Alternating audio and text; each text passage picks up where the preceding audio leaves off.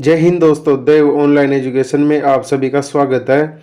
और आज हम POCSO and children safety act के अंदर चैप्टर नंबर 6 यानी जो निःशुल्क और अनिवार्य बाल शिक्षा का अधिकार अधिनियम 2009 और संशोधन अधिनियम 2013, तो इससे संबंधित हम जो थोड़ी बेसिक जानकारी लेंगे और फिर इस चैप्टर के जो ऑब्जेक्टिव क्वेश्चन करने वाले हैं जो व्यक्तिगत परीक्षा में पूछे गए हैं। तो आज की क्लास स्टार्ट करते हैं।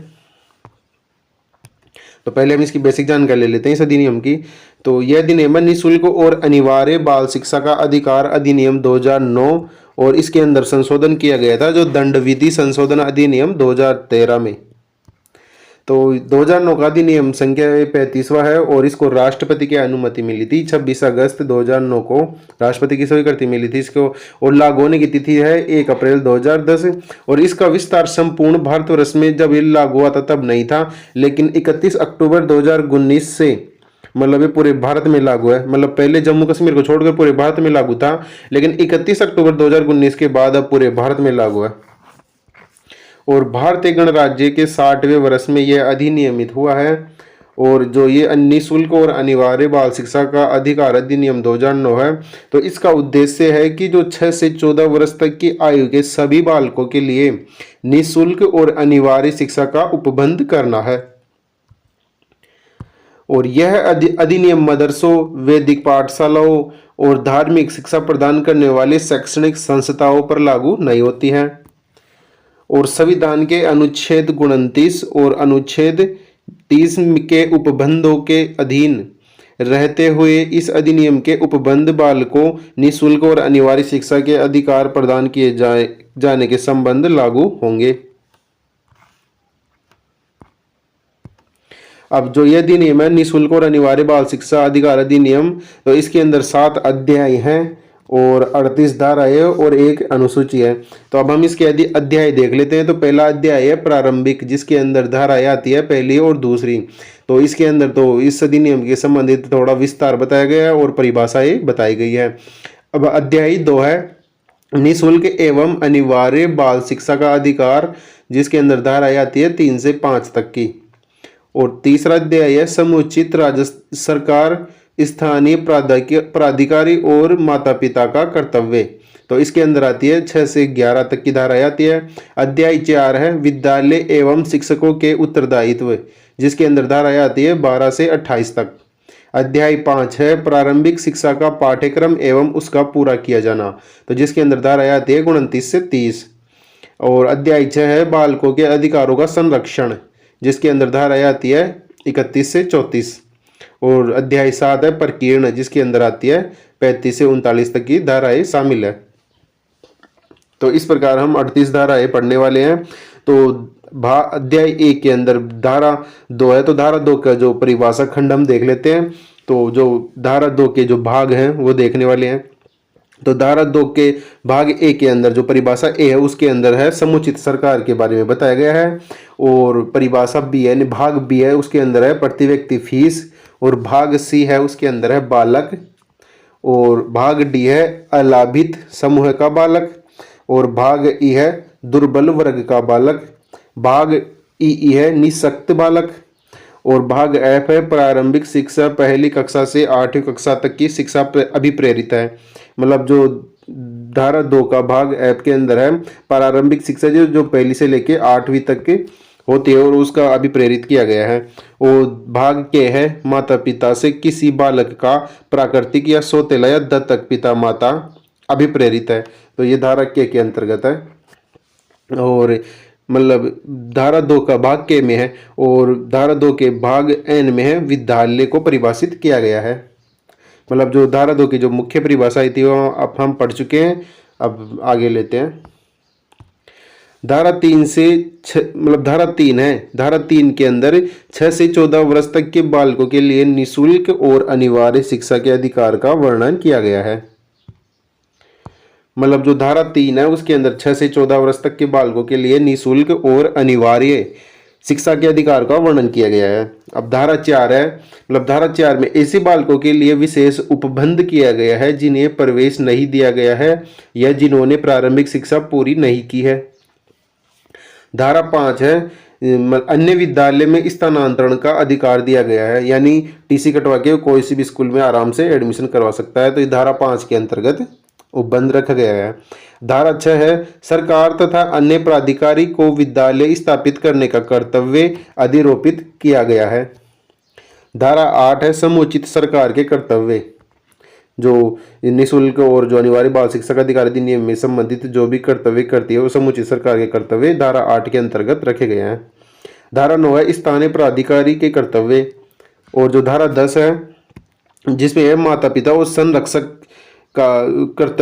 के कर्तव्यों का उल्लेख धारा 10 के अंतर्गत रखा गया है। धारा 12 है, मतलब जिसके अंदर निःशुल्क और अनिवार्य शिक्षा के उत्तरदायित्व का सीमा का उल्लेख किया गया है। मतलब धारा 12 के अंतर्गत जो निःशुल्क और अनिवार्य शिक्षा के लिए उत्तरदायित्व सीमा का उल्लेख किया गया है। धारा 14 है, मतलब इसमें प्रवेश के लिए आयु के सबूत के रूप में जन्म प्रमाण पत्र दिया जाएगा। मतलब अगर अब मतलब किसी भी बच्चे का अगर एडमिशन करवाना हो स्कूल के अंदर तो उसे जन्म दिनांक के रूप के अंदर मतलब सबूत के रूप में प्रवेश के आयु के रूप मतलब आयु के सबूत के रूप में आपको जन्म प्रमाण पत्र दिया जाना आवश्यक होगा। धारा 15 में प्रावधान किया गया है कि विद्यालय द्वारा प्रवेश से इनकार नहीं किया जाएगा। अगर किसी विद्यालय में अगर आप किसी भी बच्चे का अगर एडमिशन करवाते हो तो वहां पर इनकार नहीं किया जाएगा एडमिशन के लिए। और धारा 16 है, रोकने और निष्कासन पर प्रतिषेध किया गया है। धारा 17 है, बालक के शारीरिक दंड और मानसिक उत्पीड़न का प्रतिषेध किया गया है। धारा 19 है, विद्यालय में मान और मानक का निर्धारण। धारा 20 है, अनुसूची में संशोधन करने की केंद्र सरकार की शक्ति। मतलब अनुसूची में संशोधन कर सकती है केंद्र सरकार के द्वारा, धारा 20 के अंतर्गत वर्णित है। धारा 21 है, विद्यालय प्रबंधन समिति का गठन। और धारा 22 है, विद्यालय विकास योजना का प्रबंधन। और धारा 23 है, शिक्षकों की नियुक्ति के लिए अर्हताएं एवं सेवा के निबंधन और शर्तें, जो धारा 23 के अंतर्गत रखा गया है। अब धारा 24 है, 24 में शिक्षकों के कर्तव्यों का उल्लेख किया गया है। मतलब धारा 24 में शिक्षक के कर्तव्य का उल्लेख रखा गया है। धारा 25 में छात्र शिक्षक अनुपात का उल्लेख किया गया है कि मतलब जो प्रारंभिक विद्यालयों में कितना अनुपात होना चाहिए। जैसे प्रारंभिक विद्यालय में 30:1 होता है, वहाँ पर जैसे 30 स्टूडेंट पर एक अध्यापक होना आवश्यक है। और जो उच्च प्राथमिक विद्यालयों में शिक्षक का अनुपात होना चाहिए वो है 35:1, यानी 35 छात्रों पर एक अध्यापक। तो शिक्षकों का मतलब जो छात्र शिक्षक अनुपात का उल्लेख धारा 25 के अंतर्गत रखा गया है। अब धारा 26 है, शिक्षकों की रिक्तियों का भरा जाना। मतलब अगर किसी विद्यालय में अगर अध्यापकों की पद रिक्त चल रहे हैं तो उसको भरा जाना धारा 26 के अंतर्गत है। तो अध्याय 5 हम देखते हैं, जिसे अध्याय 5 में प्रारंभिक शिक्षा का पाठ्यक्रम और उसका पूरा किया जाना उपबंधित है। और अध्याय 6 बालकों के अधिकार का संरक्षण से संबंधित है। और धारा 29 है, पाठ्यक्रम और मूल्यांकन की प्रक्रिया। मतलब जो अध्ययन कार्यक्रम होगा उसके अंदर जो पाठ्यक्रम और मूल्यांकन की प्रक्रिया धारा 29 के अंतर्गत रखा गया है। और धारा 30 में जो बच्चों की परीक्षा और समापन प्रमाण पत्र को धारा 30 में रखा गया है। और धारा 31 है, बालक के शिक्षा के अधिकार को मॉनिटरिंग करने की व्यवस्था की गई है। और जो धारा 32 है उससे वो है शिकायतों को दूर करना। अब नेक्स्ट लेते हैं, धारा 33 है, केंद्रीय सरकार राष्ट्रीय सलाहकार परिषद का गठन करेगी। मतलब 33 के अंतर्गत केंद्र सरकार द्वारा राष्ट्रीय सलाहकार परिषद का गठन किया जाएगा। धारा 34 है, जो राज्य सरकार राज्य सलाहकार परिषद का गठन करेगी। मतलब 33-34 आपको ऐसे याद रखना है, जैसे केंद्र सरकार राष्ट्रीय सलाहकार परिषद का गठन करेगी और 34 है राज्य सरकार राज्य सलाहकार परिषद का गठन करेगी। अब धारा 35 है, केंद्र सरकार की निर्देश जारी करने की शक्ति। मतलब केंद्र सरकार द्वारा इस अधिनियम के तहत किसी भी प्रकार का निर्देश जारी किया जा सकता है। और धारा 36 है, अभियोजन के लिए पूर्व मंजूरी समुचित सरकार की आवश्यकता है। धारा 37 है, सद्भावपूर्वक की गई कार्यवाही के लिए संरक्षण। धारा 38 है, समुचित सरकार की नियम बनाने की शक्ति। अब हम थोड़ी और जानकारी ले लेते हैं इस अधिनियम से संबंधित। अधिनियम के अंतर्गत प्राथमिक विद्यालयों एवं उच्च प्राथमिक विद्यालयों में छात्र शिक्षक अनुपात होगा। जैसे प्राथमिक विद्यालयों में तो होगा 30:1 और जो उच्च प्राथमिक विद्यालयों में होगा 35:1 के निर्धारित किया गया है छात्र शिक्षकों का अनुपात। अब संविधान के 86वें संशोधन 2002 के द्वारा शिक्षा के अधिकार को प्रभावी बनाया गया है और सरकारी विद्यालय सभी बच्चों को मुफ्त शिक्षा उपलब्ध कराएगी और विद्यालय का प्रबंधन समितियों के द्वारा किया जाएगा। अब इसके अंदर जो दंड विधि संशोधन अधिनियम 2013 में थोड़ा सा संशोधन किया गया है, तो हम उसके बारे में थोड़ी बेसिक जानकारी ले लेते हैं। तो दंड विधि संशोधन अधिनियम 2013 है और 2013 का अधिनियम संख्या 13 है और राष्ट्रपति की स्वीकृति इसको 2 अप्रैल 2013 को मिली थी और परिवर्तन तिथि मिली थी इसको, मतलब लागू होने की तिथि 3 फरवरी 2013 और ये भारतीय गणराज्य के 64वें वर्ष में अधिनियमित किया गया है। और इसके अंदर जो संशोधन किया गया है तो ये आते हैं, जैसे पहला आता है भारतीय दंड संहिता 1860 और दंड प्रक्रिया संहिता 1973 और भारतीय साक्ष्य अधिनियम 1872 और लैंगिक अपराधों से बालकों का संरक्षण अधिनियम 2012। ये सभी इसके अंदर आती हैं, जो इनके अंदर बहुत अंदर संशोधन किया गया है, जो दंड विधि संशोधन अधिनियम 2013 है। तो अब यहाँ पे आज का पहला क्वेश्चन लेते हैं। तो आज का पहला क्वेश्चन है, बच्चों के लिए निशुल्क और अनिवार्य शिक्षा अधिनियम 2009 सभी बच्चों को निशुल्क शिक्षा प्रदान करता है। तो ऑप्शन ए है 5 वर्ष से 15 वर्ष, ऑप्शन बी है 6 वर्ष से 14 वर्ष आयु वर्ग के मध्य, ऑप्शन सी है 6 वर्ष से 18 वर्ष आयु वर्ग के मध्य और ऑप्शन डी है 4 वर्ष से 14 वर्ष आयु वर्ग के मध्य। तो इसका उत्तर हो जाएगा ऑप्शन बी, यानी 6 वर्ष से 14 वर्ष आयु वर्ग के लिए ही बच्चों को निःशुल्क और अनिवार्य शिक्षा अधिनियम 2009 में निःशुल्क शिक्षा का प्रदान किया गया है। अब नेक्स्ट क्वेश्चन है, बच्चों के लिए निःशुल्क और अनिवार्य शिक्षा अधिनियम 2009 की किस धारा के अंतर्गत बालक को परिभाषित किया गया है? मतलब इस अधिनियम के अंतर्गत बालक को कौन सी धारा के अंतर्गत रखा गया है? तो ऑप्शन ए है धारा 2 का भाग ए, ऑप्शन बी है भाग बी, ऑप्शन सी है भाग सी और ऑप्शन डी है भाग डी।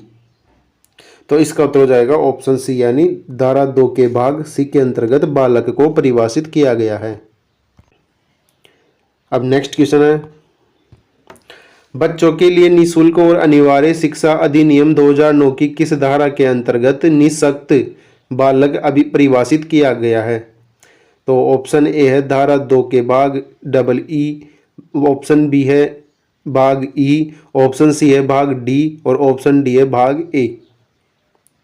तो इसका उत्तर हो जाएगा ऑप्शन ए, यानी धारा 2 के भाग ई के अंतर्गत निःशक्त बालक को परिभाषित किया गया है।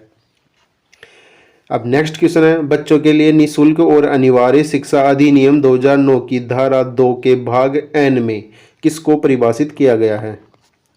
तो ऑप्शन ए है विद्यालय, ऑप्शन बी है विहित, ऑप्शन सी है अनुसूची और ऑप्शन डी है माता पिता।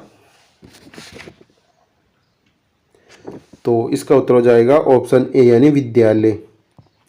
मतलब कि धारा 2 के भाग एन के अंदर विद्यालय को परिभाषित किया गया है। अब नेक्स्ट क्वेश्चन है, बच्चों के लिए निःशुल्क और अनिवार्य शिक्षा अधिनियम 2009 की कौन सी धारा निःशुल्क और अनिवार्य शिक्षा प्रदान करती है? तो ऑप्शन ए है धारा 3, ऑप्शन बी है धारा 4, ऑप्शन सी है धारा 5 और ऑप्शन डी है धारा 6। तो इसका उत्तर हो जाएगा ऑप्शन ए, यानी धारा 3। मतलब जो धारा 3 है, जो इस अधिनियम के अंतर्गत निःशुल्क और अनिवार्य शिक्षा प्रदान करती है। अब नेक्स्ट क्वेश्चन है, छात्र शिक्षक अनुपात निःशुल्क और अनिवार्य शिक्षा अधिनियम 2009 की किस धारा के तहत उल्लेखित है? तो ऑप्शन ए है धारा 23, ऑप्शन बी है धारा 24, ऑप्शन सी है धारा 25 और ऑप्शन डी है धारा 26। तो इसका उत्तर हो जाएगा ऑप्शन सी, यानी धारा 25। मतलब छात्र शिक्षक के अनुपात को धारा 25 के अंतर्गत रखा गया है, जिसमें जो प्राथमिक विद्यालयों के जो शिक्षक और छात्र अनुपात रखा गया है, जिसे 30:1 तो रखा गया है प्राथमिक विद्यालयों के लिए और उच्च प्राथमिक विद्यालयों के लिए रखा गया है 35:1। यहाँ पे छात्र अनुपात है और ये एक शिक्षक अनुपात होगा। तो जो ये अनुपात रखा गया है वो धारा 25 के अंतर्गत रखा गया है। अब नेक्स्ट क्वेश्चन है, निःशुल्क और अनिवार्य शिक्षा अधिनियम 2009 का अध्याय संबंधित है। तो ऑप्शन ए विद्यालय और शिक्षकों के उत्तरदायित्व से, ऑप्शन बी है प्रारंभिक शिक्षा का पूरा किया जाना, ऑप्शन सी है बालकों के अधिकार का संरक्षण और ऑप्शन डी है स्थानीय प्राधिकारी के कर्तव्य। तो इसका उत्तर हो जाएगा ऑप्शन सी यानी बालकों के अधिकार का संरक्षण। अब नेक्स्ट क्वेश्चन है भारतीय दंड संहिता के निम्न में से किस धारा के तहत 12 वर्ष से कम आयु की स्त्री से बलात्संग के लिए दंड किया गया है, दंड का प्रावधान रखा गया है। मतलब अगर 12 वर्ष से किसी भी महिला से अगर बलात्संग कार्य किया जाता है तो धारा के अंतर्गत भारतीय दंड संहिता की कौन सी धारा के अंतर्गत प्रावधान किया गया है। तो ऑप्शन ए है धारा 376, ऑप्शन बी है धारा ए, ऑप्शन सी है धारा 376 बी और ऑप्शन डी है धारा 375। तो इसका उत्तर हो जाएगा ऑप्शन सी यानी धारा 376 बी। मतलब धारा 376 बी के अंतर्गत 12 वर्ष से कम उम्र की स्त्री के साथ बलात्संग के दंड का प्रावधान भारतीय दंड संहिता में रखा गया है। अब नेक्स्ट क्वेश्चन है भारतीय दंड संहिता की निम्न में से किस धारा के तहत 12 वर्ष से कम उम्र की आयु की स्त्री के साथ सामूहिक बलात्संग मतलब सामूहिक बलात्कार का कौन सी धारा के अंतर्गत प्रावधान किया गया है भारतीय दंड संहिता में। तो ऑप्शन ए है धारा 376 डी, ऑप्शन बी है धारा डी ए, ऑप्शन सी है धारा 376 डी बी और ऑप्शन डी है धारा 375 ई। तो इसका उत्तर हो जाएगा ऑप्शन सी यानी धारा 376 डी बी। 376 डी बी में सामूहिक बलात्कार को रखा गया है जो भारतीय दंड संहिता की धारा है। अब नेक्स्ट क्वेश्चन है भारतीय दंड संहिता की किस धारा के अंतर्गत पुरुष और स्त्री शब्द को परिभाषित किया गया है। तो ऑप्शन ए है धारा 8, ऑप्शन बी है धारा 9, ऑप्शन सी है धारा 10 और ऑप्शन डी है धारा 11। तो इसका उत्तर हो जाएगा ऑप्शन सी धारा 10। मतलब धारा भारतीय दंड संहिता की धारा 10 के अंतर्गत पुरुष और स्त्री शब्द को परिभाषित किया गया है। अब नेक्स्ट क्वेश्चन है बच्चों के लिए निःशुल्क और अनिवार्य शिक्षा अधिनियम 2009 में प्रति व्यक्ति फीस परिभाषित है। तो ऑप्शन ए है धारा 2 के भाग बी, ऑप्शन बी है भाग सी, ऑप्शन सी है भाग डी और ऑप्शन डी है भाग जी। तो इसका उत्तर हो जाएगा ऑप्शन ए यानी धारा 2 के भाग बी के अंतर्गत जो बच्चों के लिए निःशुल्क और अनिवार्य शिक्षा अधिनियम 2009 है तो उसके अंदर प्रति व्यक्ति फीस का परिभाषित किया गया है धारा 2 के भाग बी के अंतर्गत। अब नेक्स्ट क्वेश्चन है प्रारंभिक शिक्षा से अभिप्राय है। तो ऑप्शन ए है पहली कक्षा से 5वीं कक्षा की शिक्षा, ऑप्शन बी है पहली कक्षा से 6ठी कक्षा की शिक्षा, ऑप्शन सी है पहली कक्षा से 8वीं कक्षा की शिक्षा और ऑप्शन डी है पहली कक्षा से पूर्व की शिक्षा।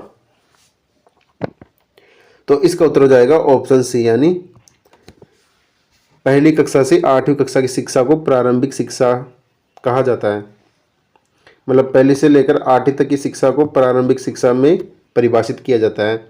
और जो प्राथमिक विद्यालय होते हैं वो पहली से 5वीं तक के होते हैं और उच्च प्राथमिक होते हैं जो 6ठी से लेकर 8वीं तक के होते हैं और माध्यमिक होते हैं वो 10वीं तक के होते हैं और उच्च माध्यमिक होते हैं वो 12th तक होते हैं। अब नेक्स्ट क्वेश्चन है माता पिता से तात्पर्य है। तो ऑप्शन ए है प्राकृतिक माता पिता, ऑप्शन बी है सौतेले माता पिता, ऑप्शन सी है दत्तक माता पिता और ऑप्शन डी है उपरोक्त सभी। तो इसका उत्तर हो जाएगा ऑप्शन डी। माता पिता से तात्पर्य प्राकृतिक भी होगा, सौतेले भी माता पिता होते हैं और दत्तक भी माता पिता ही होते हैं। तो माता पिता की परिभाषा सभी हो जाएंगे जिससे उपरोक्त सभी इसका उत्तर हो जाएगा। अब नेक्स्ट क्वेश्चन है बच्चों के लिए निःशुल्क और अनिवार्य शिक्षा अधिनियम 2009 का अध्याय 2 संबंधित है। तो ऑप्शन ए है निःशुल्क और अनिवार्य शिक्षा, ऑप्शन बी है माता पिता का कर्तव्य, ऑप्शन सी है स्थानीय प्राधिकारी के कर्तव्य और ऑप्शन डी है समुचित सरकार का कर्तव्य। तो इसका उत्तर हो जाएगा ऑप्शन ए यानी निःशुल्क और अनिवार्य शिक्षा जिसके अंतर्गत धाराएं आती है 3 से लेकर 5 तक की। अब नेक्स्ट क्वेश्चन है, धारा 14 के अनुसार प्राथमिक शिक्षा में प्रवेश के लिए आयु का सबूत होगा। तो ऑप्शन ए है आधार कार्ड, ऑप्शन बी है जन्म प्रमाण पत्र, ऑप्शन सी है जाति प्रमाण पत्र और ऑप्शन डी है उपरोक्त सभी। तो इसका उत्तर हो जाएगा ऑप्शन बी यानी जन्म प्रमाण पत्र। मतलब धारा 14 के अनुसार अगर प्राथमिक शिक्षा के लिए आपको प्रवेश के लिए आपको आयु के सबूत के रूप में आपको जन्म प्रमाण पत्र जमा करवाना होगा। अब नेक्स्ट क्वेश्चन है, बालकों के लिए निःशुल्क और अनिवार्य शिक्षा को मौलिक अधिकार के रूप में मान्यता प्राप्त है। तो ऑप्शन ए है अनुच्छेद 21, ऑप्शन बी है अनुच्छेद 21A, ऑप्शन सी है अनुच्छेद 22 और ऑप्शन डी है अनुच्छेद 14। तो इसका उत्तर हो जाएगा ऑप्शन बी यानी अनुच्छेद 21A। बालकों के लिए निःशुल्क और अनिवार्य शिक्षा को मौलिक अधिकार के रूप में मान्यता प्राप्त है, किसमें? अनुच्छेद 21A के अंतर्गत। अब नेक्स्ट क्वेश्चन है, बच्चों के लिए निःशुल्क और अनिवार्य शिक्षा अधिनियम 2009 में धाराएं हैं। तो ऑप्शन ए है 35, ऑप्शन बी है 36, ऑप्शन सी है 37 और ऑप्शन डी है 38। तो इसका उत्तर हो जाएगा ऑप्शन डी। 38 धाराएं हैं इस अधिनियम के अंतर्गत, जो बच्चों के वो ना निःशुल्क और अनिवार्य बाल शिक्षा का अधिकार अधिनियम 2009 है। तो इसके अंदर 7 तो अध्याय हैं, 38 धाराएं हैं और एक अनुसूची है। अब नेक्स्ट क्वेश्चन है, बच्चों के लिए निःशुल्क अनिवार्य और अनिवार्य अधिनियम 2009 में कुल अध्याय हैं।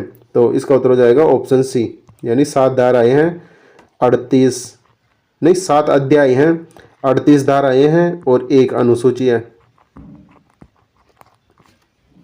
अब नेक्स्ट क्वेश्चन है, राष्ट्रीय सलाहकार परिषद का गठन किया गया है। तो ऑप्शन ए है धारा 33, ऑप्शन बी है धारा 34, ऑप्शन सी है धारा 35 और ऑप्शन डी है धारा 36। तो इसका उत्तर हो जाएगा ऑप्शन ए धारा 33। मतलब धारा 33 के अंदर तो राष्ट्रीय सलाहकार परिषद का गठन किया जाता है और जो धारा 34 होती है उसके अंदर होता है राज्य सलाहकार परिषद का गठन किया जाता है। दोनों को याद रखना। अब नेक्स्ट क्वेश्चन है, बालकों के परीक्षा और समापन प्रमाण पत्र से संबंधित प्रावधान किया गया है। तो ऑप्शन ए है धारा 28, ऑप्शन बी है धारा 29, ऑप्शन सी है धारा 30 और ऑप्शन डी है धारा 31। तो इसका उत्तर हो जाएगा ऑप्शन सी यानी धारा 30। मतलब धारा 30 के अंतर्गत बालकों की परीक्षा और समापन प्रमाण पत्र से संबंधित प्रावधान रखा गया है। अब नेक्स्ट क्वेश्चन है, बालकों के लिए प्रारंभिक शिक्षा का पाठ्यक्रम अभिकथित की जाएगी। मतलब जो बच्चों के लिए जो प्रारंभिक शिक्षा में जो पाठ्यक्रम होता है वो अभिकथित किसके द्वारा किया जाएगा?